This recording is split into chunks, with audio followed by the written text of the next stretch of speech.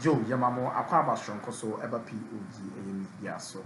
Yes, so say no about subscribe na one like a video Eddie my obetimi so ashi video no na afoforo and so Akabia please click on the notification bell so send be a ye the area news be out to platforms so I want so what who the air co and the air bam so hot political news and trending news are Mr. William baby I say a POG Media so aha and then some penny why the other year the brim young quiensome so not young fiensome the donor and day and bremois ye bought a dear ra a Ghana a military a service as well na Ghana military service ya item so omono naka ka one of the institutions are omo eba corruption nanka omo ye dey omo ka ho na nanka omo ye dey omo dum yintinti man pa na so ene e kame akoye say adane amanyefo eku ebi anase amanyefo eduma bi a obi obebe bia no na ode no nkof ko bi ayede ewrum nti ene ama corruption no abunkama faso a edum yitinti man pa na we ene ene samuel hunto ede nsem bebre atudwa efa some commanders bi a omoni aban panifo dodo na ayede ayekana na acha say omodi edum ne kata hihye na oche say no kre eni na NPP for eni political parties ekoso no omu ma bi omudi a enye de entwa yi na ene ama military commanders mpo ankene ombedi Ghana nim na oman show say ampa Ghana ye mra no ana so ombe enforce mra no ene omu nyina corrupt nto bi a de krampa o wantimi nya den enchi ni pakoro no but in same way to that I was answering yanko ninkoti medamase temi enfa me ho I say kube enso tape tampe enso ya tampe ya be kronsa ehia me sa na mom ensunso aso a wa abato so ampese Ghana for atiase ne say under John Dramani Mahama NDC open state institutions are na financially omoye strong ejina omo na so ewosika fam na Senate eka ho papa. Okay. But me wow. Say Josephina Anan Akroma appointed as new MD for EcoBank. Why ya? And to almost secure. Omo appointed in Dabe. This is Kenya. Ate. Omo dey go Kenya. Yeah, Kenya. EcoBank Africa. To bit me aba. EcoBank Africa. And that is the second phase. And to almost secure all these two vacancies. Inti EcoBank Akuffo nue nana me under John Dramani Mahama Senate was financially strong.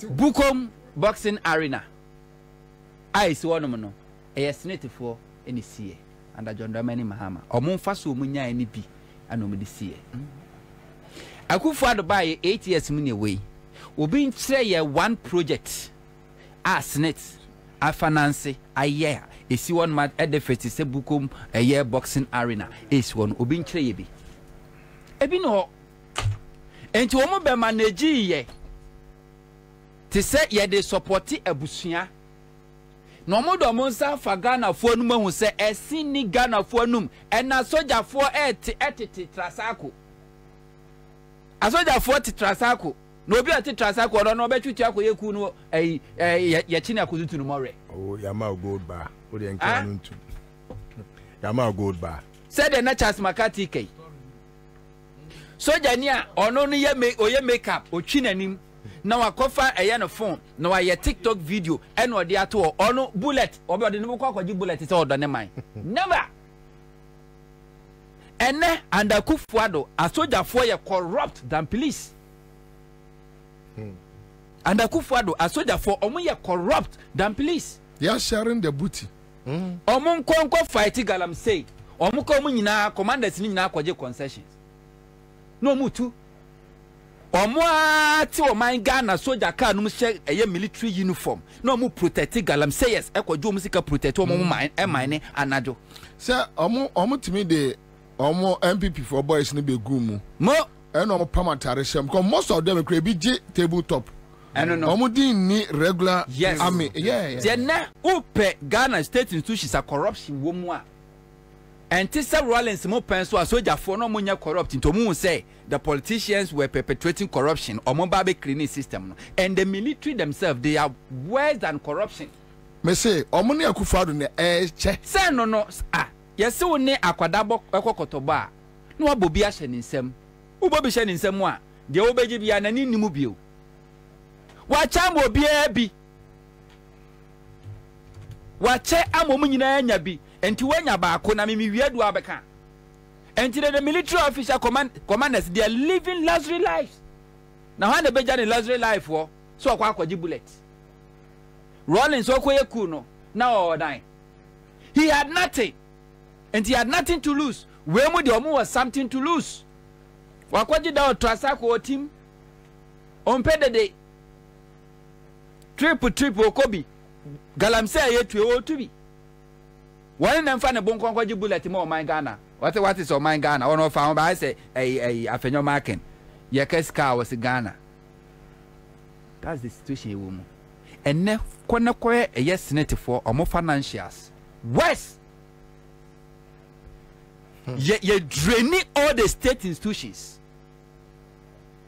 You're draining your chew mumwa which say I quite say a wako mayanka near kum nantwie na yi ne wedie no enyina na yede adua dade awom ne ahange na moja ne sone no saa na say all the Ghana state institutions saa ne aye no ya hange owiem ye drop ye chese omu draining a last drop ansa no mafiri abemu na eye ADM say suya na o pare na o she dade akofa no se koyibi eni na abre wa alaji so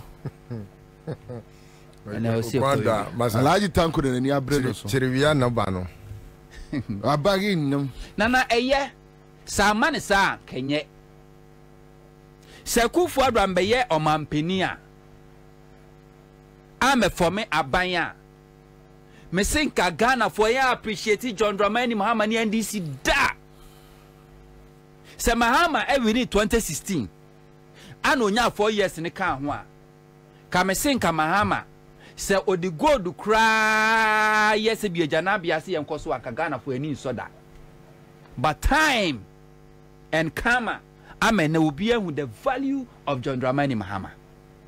Under John Dramani Mahama,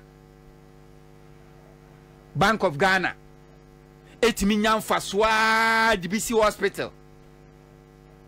I ne esisi ho.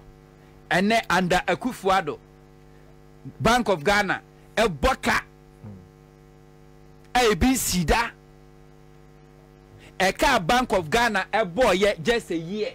So sinisika Mahama beji ye bosia obo ani mputujuma oye nyina Mahama skasa no was no 56 billion Ghana cedis for that 4 years Mahama be president mputujuma oye akwan oyi schools osi hospitals market all this infrastructure Mahama building ye no 56 billion Ghana cedis but under Akuffo just a year afi ba akupe Bank of Ghana boka 60.1 billion. So sine the Mahama di nyina. Under John Dramani Mahama, Cocoa Board was making profit. Cocoa Board didra enyan faso syndicated loan. Ya moso na tisa banks will be ready at this keba. The last one man syndicated loan under NDC was about $2 billion. Cocoa Board Timinyas can be to the stand say under John Dramani Mahama no establish sa a Cocoa Road infrastructure projects. Yan first can be Cocoa Roads. Yan ton no make for free. Yan more bonuses. Yan more free fertilizer. And then under Akuffo for the past 7 consecutive years to 8 years, every year be a Cocoa Board boka. ECG under John Dramani Mahama. 2015-2016, they made profit. And the ECG, a year Juma Eboka. And the state institution, Pia and the Akuffo, a year Juma Boka, because ye draining ye ching mo jani in every state institution.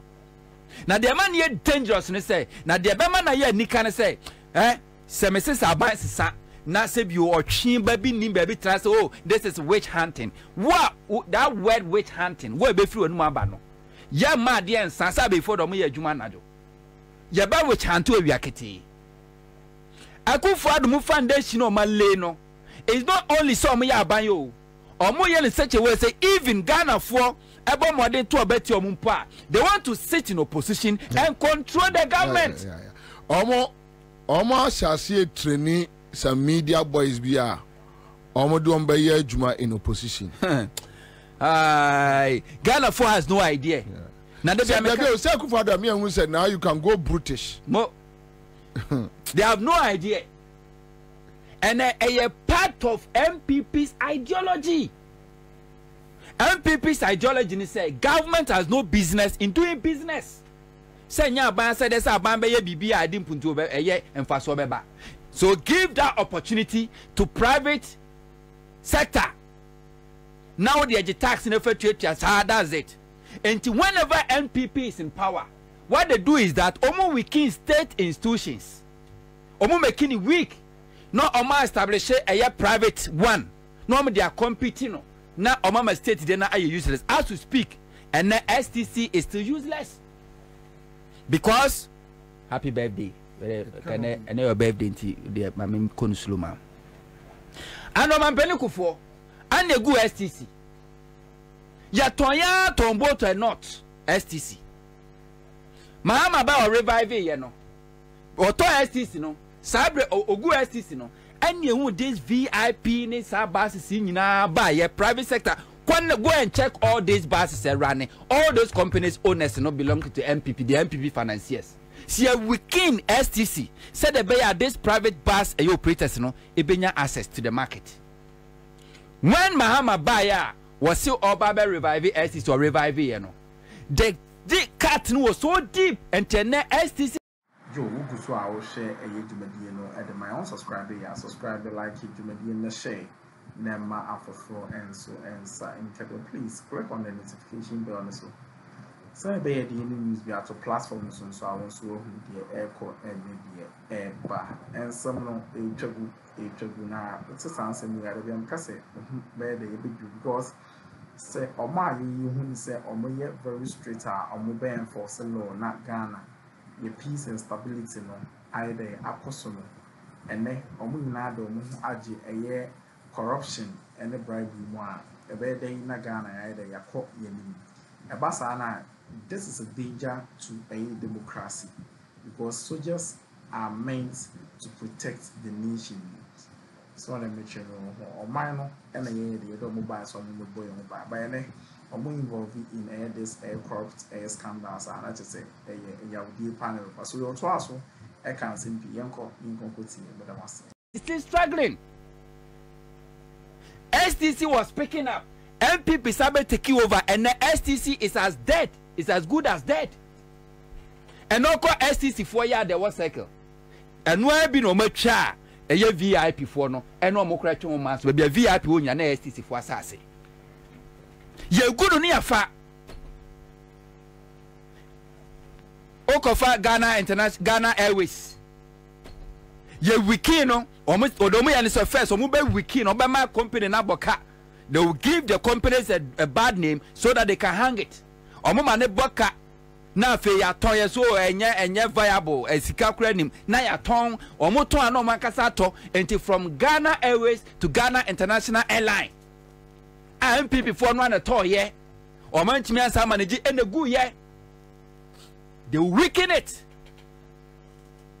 enti eye agenda for MPP eye blueprint da ho en obi a eko enti womono at any given time NPP want to control the economy, control the government from opposition. They have succeeded in controlling the judiciary because judiciary, whether I like it or not, NPP will control Ghana judiciary for the next 4 decades. And in Akuffo Addo now Korea from Supreme Court to all the courts wa feeling honina. Chief Justice here the never tena hoy. Senka okofani seniority ya. Enka Chief Justice nkenu no so. Ko meo baby ya. But Akuffo Addo ni MPP ageje hu say so okofa obi a the retirement age 3 years 4 years likely event 10 people be lose. Some people lose na send this in our power. Say nipa no call retirement it to give the then NDC government to appoint a new CJ and they don't want it. And some call for get to Tokonu. Our year much younger. Our better for several years. That is it. And what they have done a coup d'etat on state institutions. And Tisabaya Obeba, Nami Aduna John Domani Mahama Babaya Aba. We are going, I was saying, full force. Full force near recover everything. Because the damager NPP, Akuffo Addo course no. Akwa se watu bo etwa asuo frawo. Enye sada no ana se bi mpafu besi wo. Nemum echire ena mpafu besi wo. Ye behu apotrotenten ebra nyankopɔ ya adom ne ato abati aban na NPP akɔtena opposition. Se NDC fo ba na omoye forensic audit on the economy. Anhwa amese Ghana for na kasa beti esi abonten abo NPP fo fi ache nkrofo di omasem wo street mu a nobody will bother say enko court enko di wasem enko and I put it to you Ghana for na kasa will go to MPPs their various home drag them out and then no ugina ho na your first statement ni abo ko adu dia throw ye wi atuti afiri so but ready ajapadia portion mama nchia etiefo ne ahwefo ohima masika ewie michiao wa woman demolition army Charles Makati ase. Yeah. Charles we can just wa bro we are say obai. And I be to you. Me say. Mr. Plain take it. Yes, it was a chair call you. Eddie obey free America. Every Charles Makati one crying. Hey. Ebi ato da. Bo. Ye ka ho tra no so be kan. Ebi tie pa. Chaze. Fatu onia. Bam bre. Ko. Just or come here, Muamu. Could trim him with Jaze. America, Virginia. Hey, but I virgin. Babrunia didn't brand. We don't have a mother castle. Yeah, but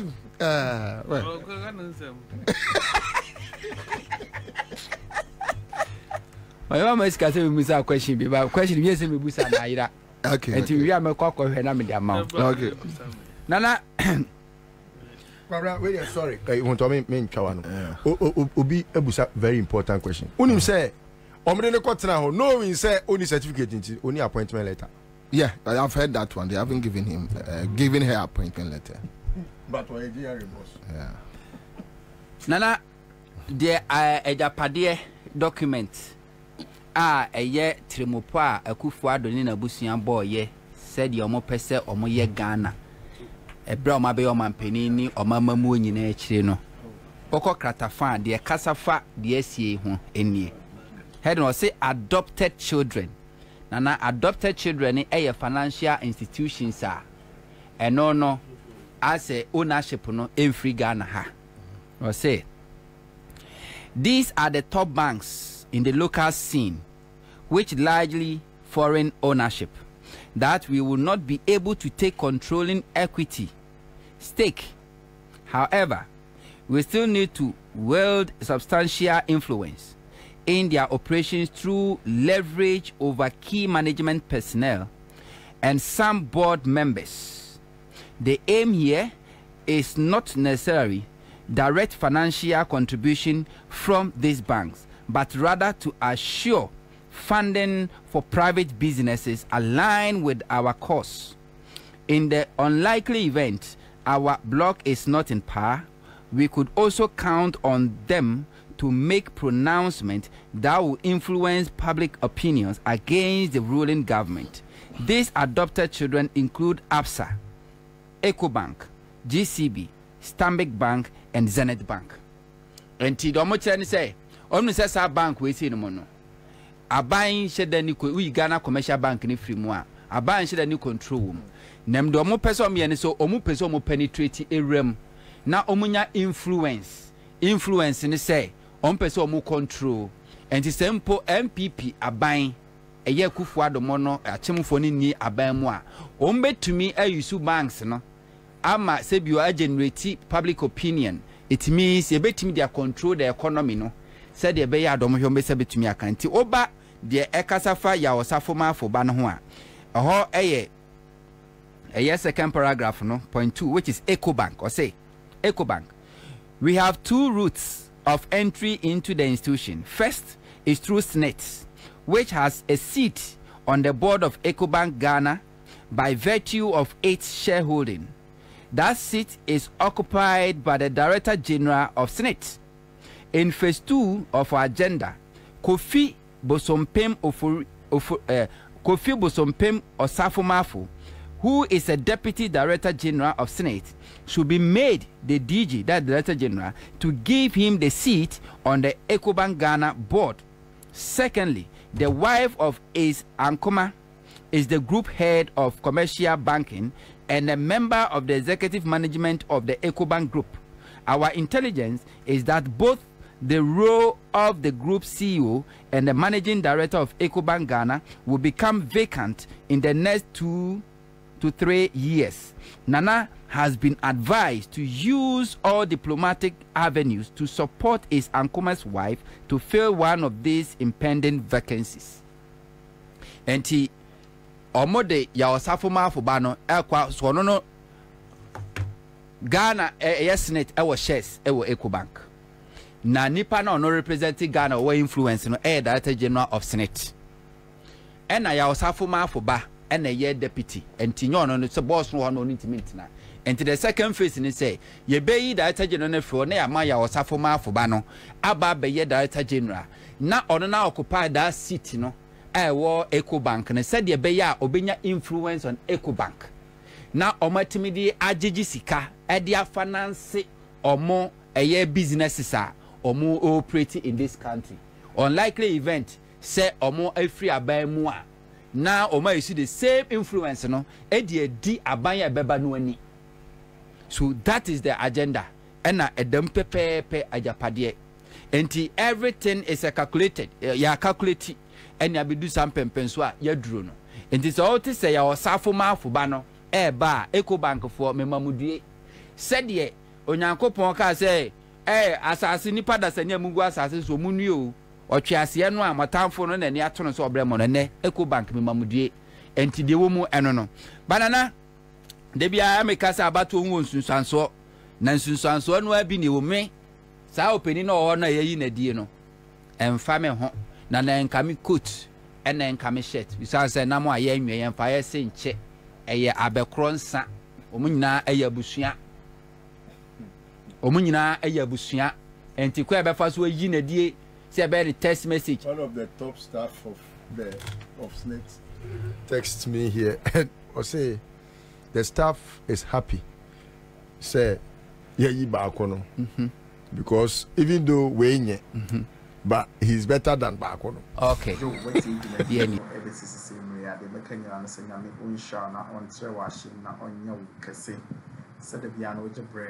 Na was spend the time na or the share so subscribe na like share my afafro and so and please click on the notification bell so send the news via to platforms and so on so the aircom and the POG Media say Mr.